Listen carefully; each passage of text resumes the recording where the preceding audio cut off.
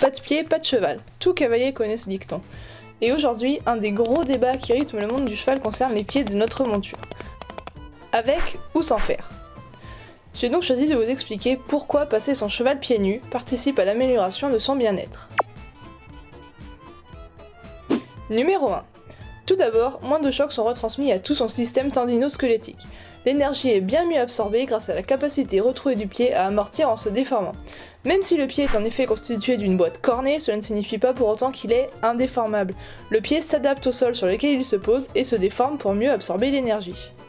Ne croyez donc plus ceux qui vous disent que les fers amortissent les chocs. Comment un métal pourrait-il être amortissant ? Numéro 2. Le pied du cheval, qui est une structure vivante, est bien mieux vascularisé. Le cheval sera donc moins fatigué, ce qui lui permettra de faire des mouvements plus amples et plus rapides.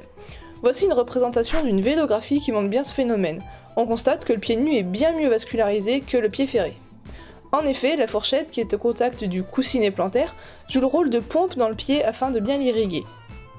Si le pied est ferré, la fourchette ne joue pas son rôle et c'est donc au cœur du cheval de faire plus d'efforts.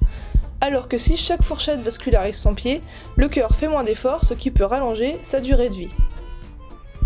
Et oui, à l'état naturel, la durée de vie d'un cheval est de 50 ans. Numéro 3. Le cheval pourra sortir au pré ou en balade sous la pluie, dans la boue, sans avoir de risque de perdre ses fers. De plus, l'adhérence sur l'air mouillé par exemple, sera renforcée grâce à sa fourchette au contact du sol et à sa fermeté très augmentée. Et je peux vous le confirmer, depuis qu'elle est pieds nus, ma jument ne trébuche plus et ne glisse plus, même sur les feuilles humides. Numéro 4. On pourra observer une constance du pied dans une configuration optimum, puisqu'il n'y aura pas d'effet yo-yo imposé par le délai entre deux ferrures. Comme un pied nu est entretenu régulièrement, on n'attend pas que son pied soit au plus long ou qu'il perde ses fers pour le parer. Numéro 5. Le pied étant taillé plus court pieds nus que ferré, les articulations et tendons seront donc moins sollicités puisque le bras de levier sera moins important. On voit bien que l'angle du pied ferré est plus petit que celui du pied nu, il nécessite donc plus d'efforts.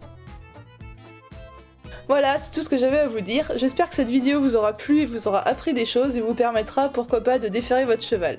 Sur ce, faites plein de caresses à vos loulous de ma part et je vous dis à bientôt pour une prochaine vidéo. Salut!